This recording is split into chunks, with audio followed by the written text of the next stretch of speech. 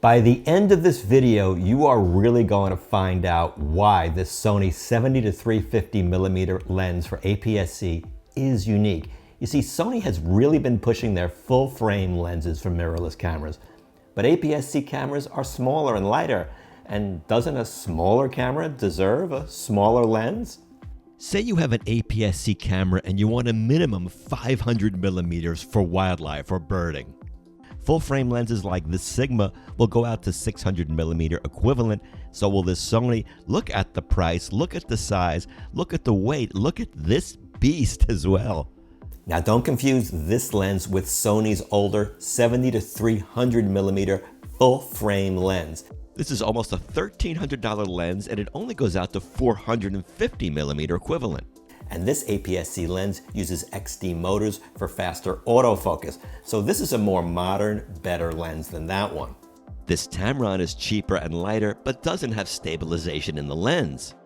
Now, while the Tamron 50 to 400 on the left does have stabilization, it's a lot bigger and heavier. Now, these 400 millimeter full frame lenses that I'm showing you go out to an equivalent 600 millimeters on APS-C. The Sony lens that we're reviewing goes out to 525. Here is the difference between 600 and 525. It's really very negligible. I was surprised.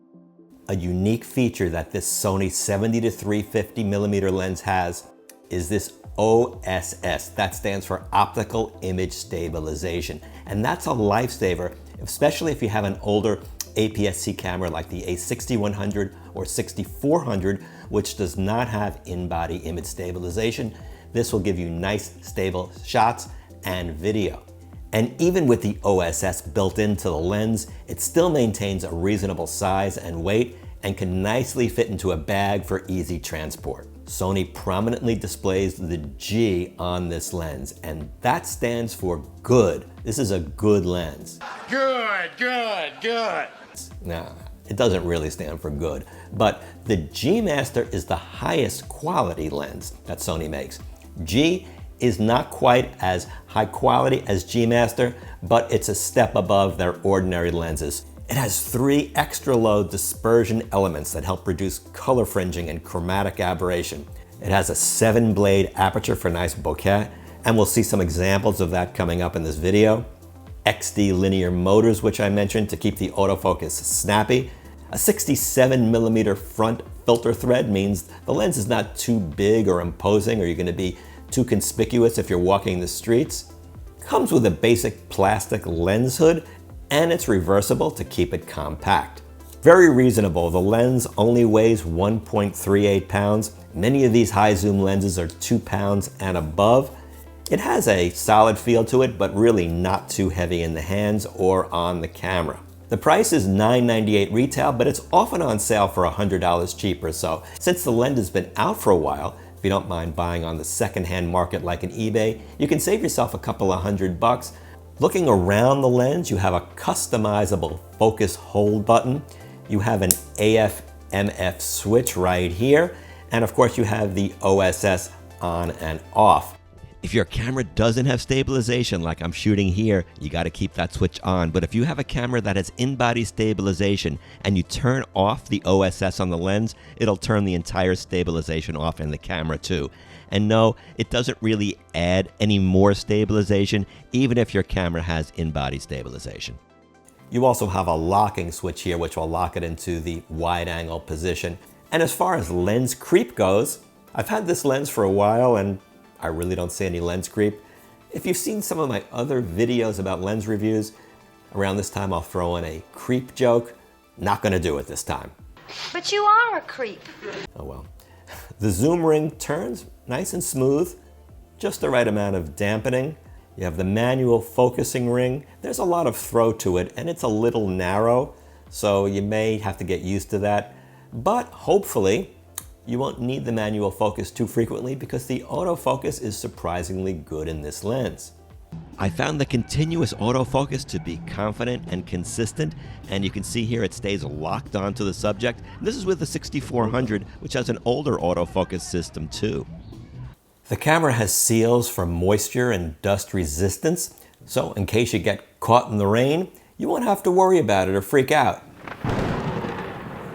See, I'm not freaking out at all. It's a little strange, but I'm not freaking out.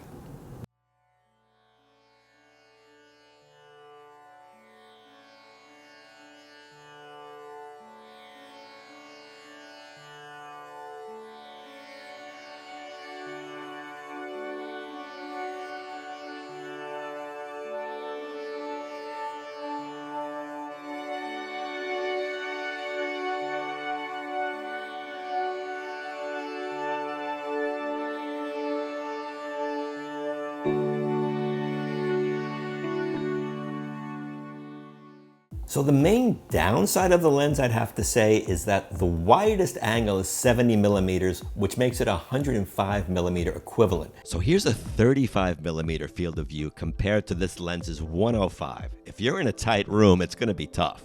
I just want to add one thing. If you happen to have a full frame camera, 70 millimeters is a true 70 millimeters, and you don't really start seeing the image circle till you start zooming in. And at that point, you can change it to APS-C mode. But if you leave it in full frame mode, you really do get a true 70 millimeters, for example. but just realize the downside is on the wide angle at 70 millimeters, there's a lot of distortion, which I noticed, especially with straight lines. And a lot of darkening in the corners as well. But how you'll normally be using the lens in APS-C mode in this shot, the straight lines and distortion seem pretty controlled. So the second disadvantage of this lens, remember the first was that it's not really a walk-around lens. Number two is that it's a relatively slow lens. f4.5 at the widest when you're at wide angle, and it quickly goes to f6.3 when you hit 200 millimeters or 300 millimeters equivalent. So like right in the middle of that zoom range. So if you're going to be doing a lot of high-powered zooming most of the time, you're going to be at f6.3. Maybe 10 years ago this would have been a big issue, but with all the advances in CMOS technology and low light improvements, and the stabilization in the lens really allows you to shoot at pretty slow shutter speeds. These shots were taken at full zoom, so at f6.3, and I was able to get up about 1/5 of a second clear shots, so the stabilization is helping with about 6 stops. But what about bokeh? I mean, it's not really a fast lens, but since it's a long zoom, if you get the right distance between your subject and the background, you can see you get nice subject separation. You're not going to get a fully blown out background, but you can see here, it's pleasing. Notice the rendering, how the focus falls off nice and gradually from the foreground to the background. And this shot here I kind of like with that fog in the background, sort of accentuates that effect. Everything's standing up straight, those lines and pillars. She's standing up straight too, just with that splash of orange hair. And again here, nice focus fall off from the foreground to the background. So let's look at image sharpness. First, wide angle, wide open, f4.5. We'll zoom in here in the center. This is cropped in. It's not bad, a lot of detail. If we stop down now to f8, you see it sharpens up with more contrast. Now let's take a look in the corner where a lot of lenses struggle. So we'll look in the upper left here. First at 70 millimeters wide open, cropped in. It's a little hazy. Stopping down to f8 does improve it a bit. Now this is full zoom in the center, not cropped in yet, very sharp. Look at all those pebbles. f8 still looks good, very close. So even wide open, it's still very good, full zoom. Cropping in at the center to take a closer look at f6.3 wide open, f8 not a big difference in the center. Now if we crop it at the corners at full zoom wide open, f8 does look a lot sharper in this corner, but in the other corner it's still not that sharp. So I think this may just be an issue with centering of the lens, or just something up with the focus point.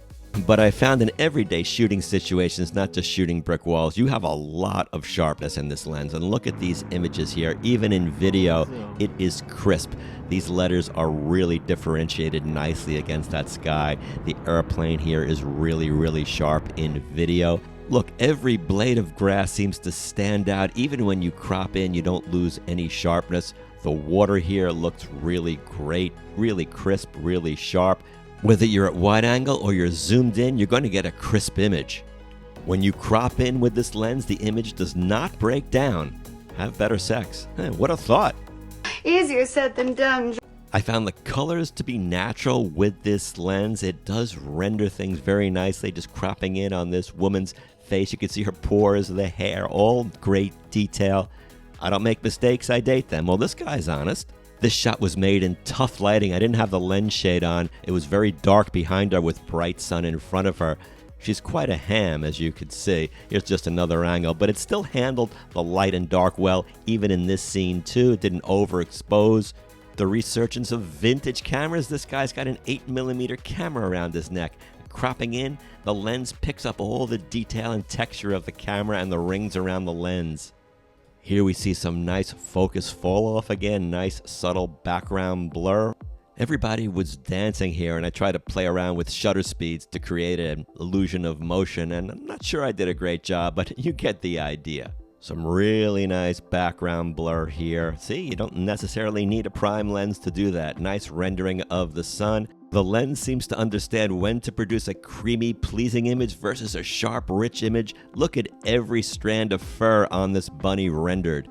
And even when you crop in, it retains the sharpness. Now, the lens isn't a real macro. You get 0.23 times magnification from about 3.6 feet away, but you can still get some nice near macro shots. Look at the bee in the bouquet right there.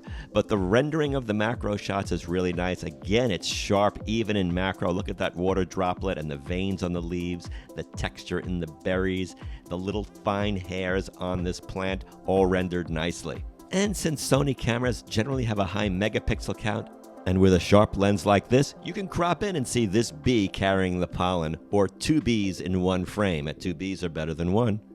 And just to show you the focus breathing of the lens, I don't see much breathing. Should not be much of an issue. So do I recommend this lens? Well, wholeheartedly, yes. There aren't many super zoom, high quality G or G Master lenses for APS-C. If you want to get a zoom lens for APS-C, you have to use pretty much a full frame lens if you're not going to get this one, which are bigger and heavier. Now, I didn't talk about this popular lens, which goes out to 200mm. Yes, you can get a teleconverter 1.4 times or 2 times to give you approximately the zoom range of this. But teleconverters, again, are going to add weight, are going to add cost. They cost you a stop of light too, and a little bit of image quality loss. And your whole setup is just going to be that much bigger and heavier. You don't need teleconverters with this lens. As a matter of fact, you can't get a teleconverter with this lens. It's not compatible. But I don't really think you need it. You get out to 525mm equivalent. And I don't think you have to worry about this lens going out of style anytime soon, because Sony really is not pushing their APS-C lenses at all. So I think this lens, even though it's a few years old, probably is going to be around for a while. Image quality is excellent. I highly recommend it. Thanks so much for watching. If you got something out of this video, please like and subscribe. More lens camera reviews, old tech, new tech, come together at Tech to Remember. We'll see you in the next video.